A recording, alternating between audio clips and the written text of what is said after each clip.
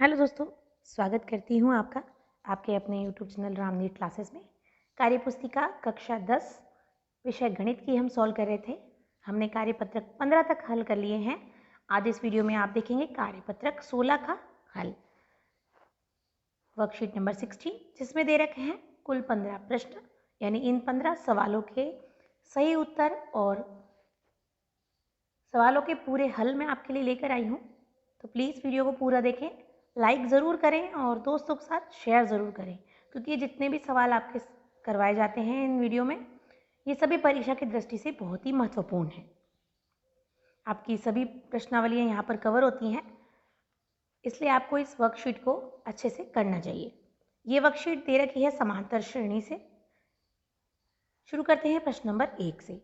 श्रेणी -6, -3, 0 और 3 का अगला पद है। अगला पद पूछा गया है, यानी कि हमें पहले प्रथम पद ज्ञात होना चाहिए और इसका सार्वंतर ज्ञात होना चाहिए। तो प्रथम पद दिख रहा है 6 है, यानी कि -6 है प्रथम पद। और सार्वंतर क्या है, तो देखिए -3 और -6 के बीच का अंतर, ये हो गया 3। तो अगला पद हो जाएगा 3 में 3 जोड़ें तो 6। इसको हल कैसे करेंगे, देखिए पहला है अगला पद 3 और 3 6। प्रश्न नंबर 2, AP -1 -5/6 -2/3 का सार्वंतर है। सार्वंतर निकालना है, यानी वही A हमें ज्ञात है, A1 A2 A3 पता होगा, तो सार्वंतर करना है A2 -A1 से। तो माइनस के 5/6 माइनस का 1। चलिए देखते हैं किस तरह हल हुआ है ये। यहाँ पर D निकालना है तो A2 -A1 करेंगे। -5/6 माइनस 1 बटा कुछ नहीं है तो 1 लगाना है, तो ये हो जाएगा -5/6 माइनस प्लस 1/1। अब इसका लसअप लेंगे तो 6 आ जाएगा, तो ये हो जाएगा -5 + 6/6। ये होगा -5 + 6, तो प्लस माइनस माइनस, यानी 6 में से 5 गए तो 1/6। ब उत्तर सही होगा। प्रश्न नंबर 3 देखिए, तीसरा है यदि एपी का प्रथम पद 6 और सार्वंतर 3 हो तो एपी होगी। प्रथम पद 6, यहीं से आप देख लेंगे किसका प्रथम पद 6 है, तो ऑप्शन नंबर अ इसका प्रथम पद 6 है, तो इसको ए को आपको सही कर देना है। सार्वंतर 3 है तो देखिए 9 में से 6 गए तो 3 आ रहा है, यानी कि अ उत्तर सही है। प्रश्न नंबर 4 है एक समांतर श्रेणी का प्रथम एवं अंतिम पद क्रमशः 2 तथा 8 है।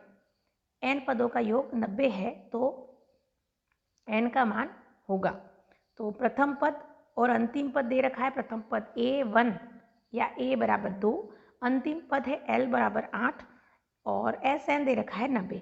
देखिए इसको हल करेंगे, किस तरह से हल करेंगे, देखिए प्रथम पद A = 2, अंतिम पद An या L = 8, Sn = 90। सूत्र लगाना है Sn = n/2 A + L। तो 90 = n/2 गुणा 2 + 8, ये मान रखना है 2 और 8 का आपको, यानी कि A और L का। तो ये हो जाएगा, देखिए हल कैसे होगा, ये 2 है, ठीक है, ये आ जाएगा यहाँ पर गुणे में, तो 90 × 2 आ जाएगा 180 और n गुणा 8 और 2 हो जाएगा 10। तो ये अब n को इधर लेंगे तो ये 180 में 10 बटे में चले जाएंगे, 180/10 0 से 0 कट गया, तो ये 18 हमारा उत्तर आ जाएगा। ऑप्शन नंबर द सही होगा। पांचवा सवाल देखिए, समांतर श्रेणी -3 -1/2 2 का 11वां पद है। तो देखिए इसका हल क्या करेंगे, पांचवा सवाल है। तो A 11 पूछा है तो वही सूत्र लगाना है A + n - 1 × D, और D हमारे पास दे नहीं रखा है तो हमें A2 - A1 करना है, यानी माइनस का 1/2 माइनस का 3। तो आप इसको हल करेंगे 1/2 माइनस प्लस 3, तो ये हो जाएगा 5/2। अब सूत्र लगाइए A + n - 1 × D, तो A की जगह रखना है -3 जो कि प्रथम पद है। n हमारे को 11वां पद पूछा है तो n का मान 11 आएगा, और D का मान हमने निकाला है 5/2। तो इसको हल करिए, -3 + 11 में से 1 गए तो 10 और गुणा 5/2। अब देखिए यहाँ पर 2 से 10 कटेगा, 2 × 2 2 × 5 10, तो ये हो जाएगा 5 × 5 5 × 5 25 -3 + 25, तो ये जगह प्लस माइनस माइनस, यानी 25 में से 3 जाएंगे तो 22 उत्तर आ जाएगा। ऑप्शन नंबर अ। अगला है छठा सवाल, यदि समांतर श्रेणी का 7वां पद तथा 13वां पद क्रमशः 34 तथा 64 है तो इसका 18वां पद है। इसको ध्यान से देखिएगा सवाल को। A7 यानी 7वां पद दे रखा है 34 और 13वां पद दे रखा है A13 यानी 64। तो A7 सूत्र क्या है, nवां पद का a plus n minus 1 into D. तो यहाँ होगा a प्लस n की जगह 7 है, 7वां पद है, तो a plus 7 minus 1 into D बराबर 34 दे रखा है। इसको हल करेंगे, a प्लस 7 में से गए 6, a प्लस 6d बराबर 34। इसको लिख देंगे हम समीकरण नंबर 1। फिर A13 दिया है, a plus 13 minus 1 into D बराबर 64। तो 13 में से 1 गए तो 12, a प्लस 12d बराबर 64। इसको लिख देंगे हम समीकरण नंबर 2। ये दोनों चीज़ें हमें दे रखी हैं, सवाल को देख के घबराना नहीं है, आपको आराम से हो जाएगा। फिर करेंगे समीकरण 2 में से 1 घटाने पर। तो देखिए समीकरण 2 a प्लस 12d है, पहली समीकरण है a प्लस 6d। तो इन दोनों को घटाना है तो इसको घटा दीजिए, a plus 12d minus a plus 6d बराबर 64 में से 34 घटेगा। तो ये होगा a प्लस 12d माइनस, अब कोष्टक के बाहर माइनस है तो अंदर के निशान बदल जाएंगे, तो माइनस a माइनस 6d बराबर 64 में से 34 गए तो 30। तो देखिए अब क्या होगा, a प्लस का और a माइनस का कट गया, यहाँ 12d और माइनस 6d, 12 में से 6 गए तो 6d बराबर 30, d बराबर 30/6 बराबर 5। अब d का मान यानी 5 आ गया, सार्वंतर हमारे पास 5 आ गया। तो समीकरण 1 में हम d का मान रख देंगे, a प्लस 6 इंटू डी बराबर 34 था, तो a प्लस 6 पंजे 30 हो जाएगा बराबर 34। a का मान क्या होगा, 34 माइनस 30, यानी पक्षांतरण करेंगे 30 को, तो a बराबर 4। अब देखिए a का मान 4 आ गया, d का मान हमारे पास 5 आ गया है, तो 18वां पद पूछा है तो सूत्र लगा लीजिए, a18 बराबर a plus n minus 1 into D. तो a प्लस n का मान 18 ही है, 18 माइनस 1, d का मान हमारे पास दे रखा था 5 और a का मान 4, दोनों को मान यहाँ रखेंगे, 4 प्लस 17 इंटू 5, 17 5 85, 4 प्लस 85 आ जाएगा 89 यानी 89 उत्तर आ जाएगा। तो ये छठा सवाल भी आराम से हमारा हो गया। आगे देखेंगे सवाल नंबर 7वां, AP 3 5 7 9 डैश डैश 201 का अंतिम से 5वां पद लिखिए। अंतिम से 5वां, तो हम जनरली ये सवाल करते हैं, पहले हम पदों की संख्या निकालते हैं, पदों की संख्या माइनस करते हैं और फिर 1 जोड़ते हैं, ठीक है। पदों की संख्या -5 प्लस 1 करेंगे, लेकिन मैं इस सवाल को करने के लिए एक शॉर्ट ट्रिक लाई हूँ आपके लिए, जो परीक्षा में आपके बहुत काम आने वाली है। चलिए देखते हैं क्या है वो ट्रिक। तो सवाल नंबर 7वां हमारा दे रखा है, 3 5 7 9 डैश डैश 201 का अंतिम से 5वां पद। तो यहाँ पर देखिए सबसे पहले a बराबर 3 दे रखा है, प्रथम पद आप सभी जानते हैं a बराबर 3 है, d सार्वंतर है, 5 में से 3 गए तो 2। अब a n हमारे पास दे रखा है 201, ये तो सब जानते हैं। अब यहाँ पर r बराबर 5 है, r कहाँ से आया, तो अंतिम से कौन सा पद पूछा है, अंतिम से 5वां पूछा है, तो हम उसको r मान लेंगे, उसको हम 5 लिख देंगे। आपको छठा पूछा है तो आप 6 लिख सकते हैं, 7वां पूछा तो 7 लिख सकते हैं। अब सूत्र इसको आपको याद करना है, बहुत ही आसान है, अंतिम से rवां पद, यानी अंतिम से r की जगह 5 है, 5वां पद an माइनस r माइनस 1 गुणा d, an minus r minus 1 गुणा d। तो an का मान देखिए 201 दे रखा है, माइनस लगाएंगे, r का मान हमारे 5वां पद है तो 5 लिखेंगे, माइनस 1 d का मान है 2, 2 लगाएंगे तो 201 माइनस 5 में से 1 गए 4 गुणा 2, 4 दूनी हो जाएगा 8, 201 में 8 गए तो 193, 193 हमारा उत्तर आ जाएगा। देखिए कितना छोटा सा कर दिया हमने।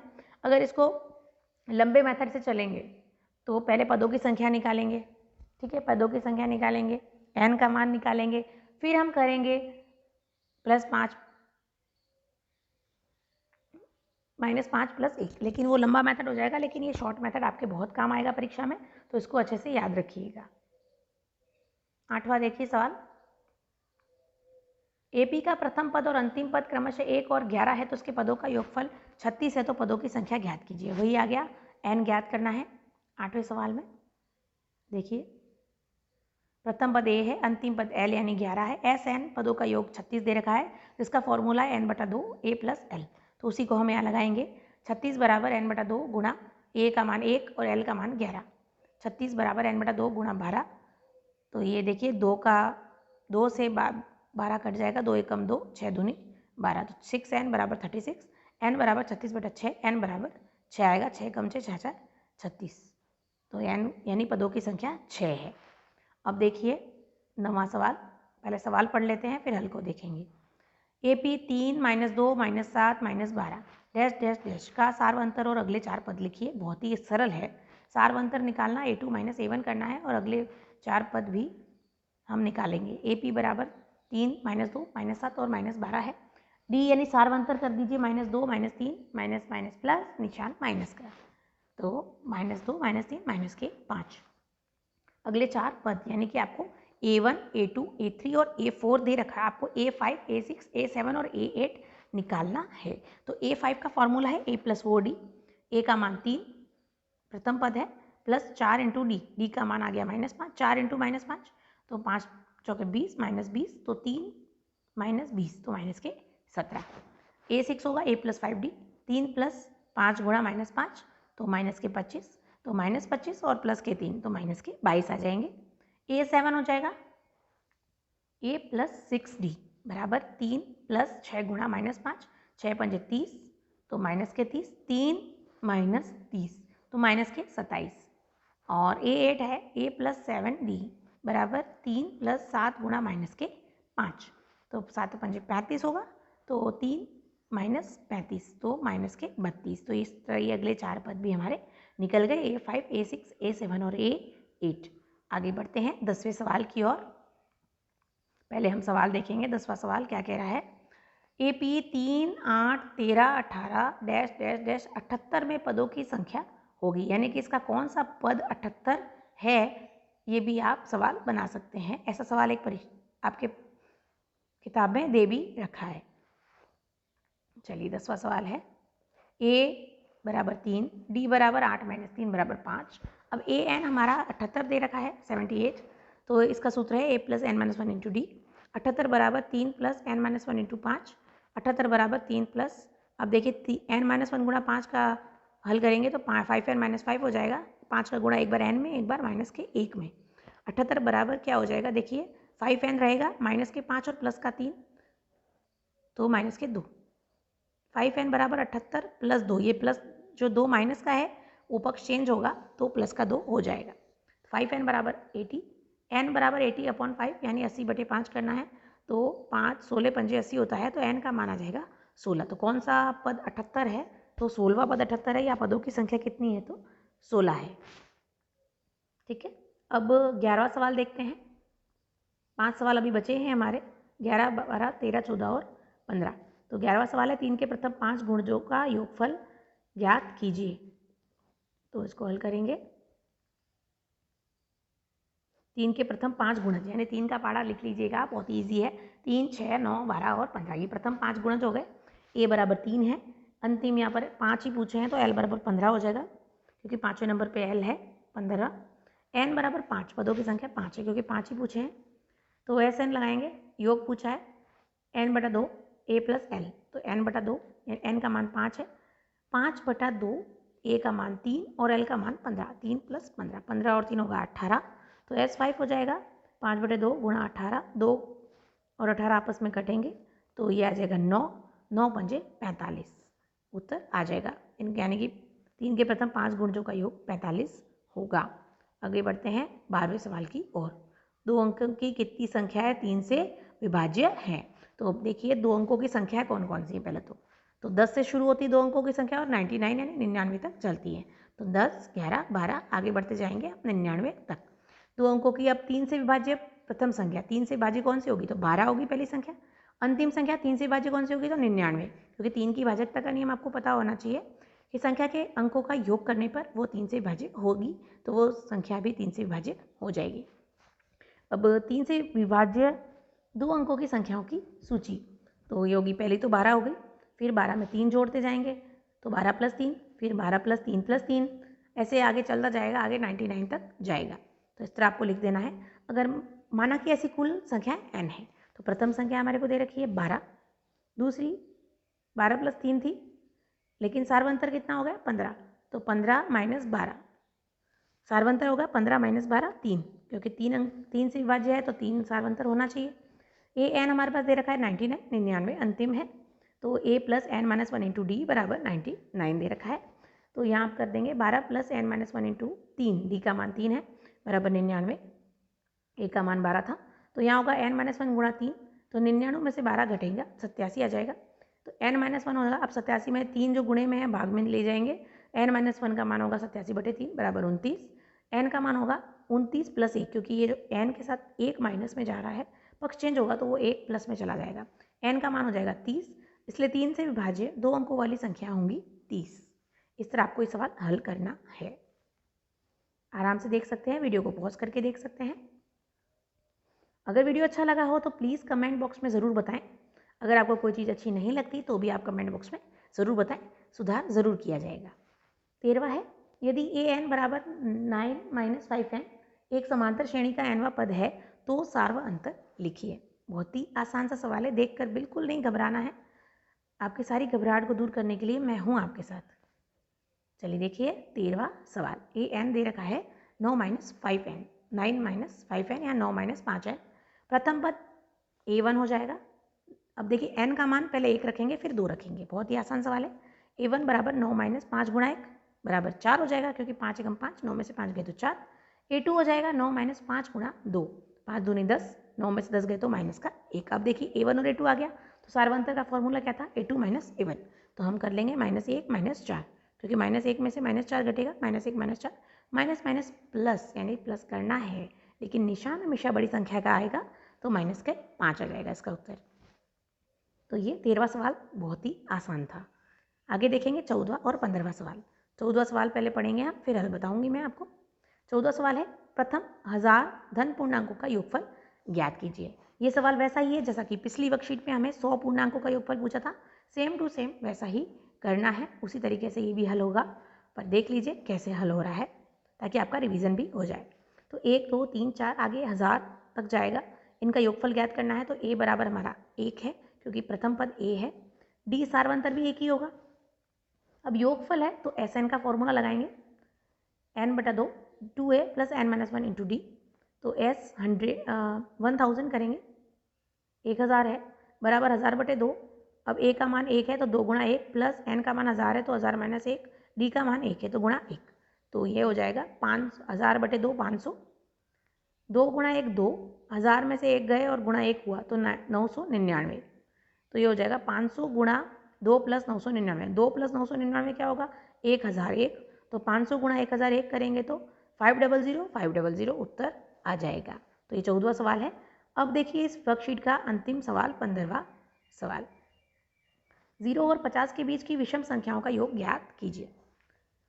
0 और 50 के बीच की विषम संख्याओं की सूची क्या होगी। तो देखिए 1 3 5 7 विषम संख्या है, तो 50 तक विषम संख्या है, तो 50 के पहले कौन सी विषम संख्या है, तो 49 है। तो ये चलेगी 1 3 5 7 आगे बढ़ते बढ़ते 49 तक। अब प्रथम पद देखिए क्या है, 1 है, a बराबर 1 लिखेंगे। सार्वंतर d है, 3 - 1 तो 2 हो जाएगा। an अब 50 तक पूछिए तो पहली अंतिम विषम संख्या होगी 49, तो an हो जाएगा 49। अब इसको हल कर देना है, a + n - 1 इंटू डी बराबर 49 से। तो 1 + n - 1, d का मान 2 रखेंगे, a + n - 1 गुणा 2 बराबर 49। n-1 गुणा 2 बराबर 49 में से 1 गए तो 48।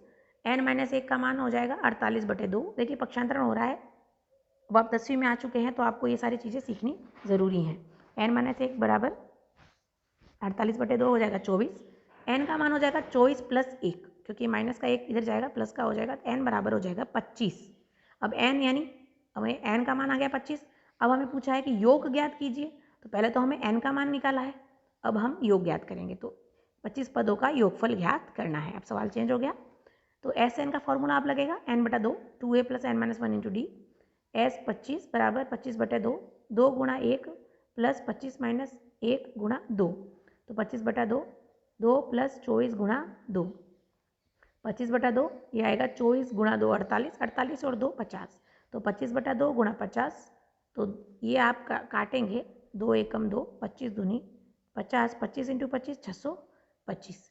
तो 0 और 50 के बीच विषम संख्याओं का योगफल हो जाएगा 625 आ जाएगा। तो इस प्रकार ये हमारी वर्कशीट 16 पूरी हो गई है, कार्यपुस्तिका कक्षा 10 गणित की। वीडियो पसंद आया हो तो प्लीज़ अधिक से अधिक लाइक करें और दोस्तों के साथ शेयर करें। जल्द मिलेंगे हम अगली वर्कशीट में, तब तक इजाज़त दीजिए, धन्यवाद।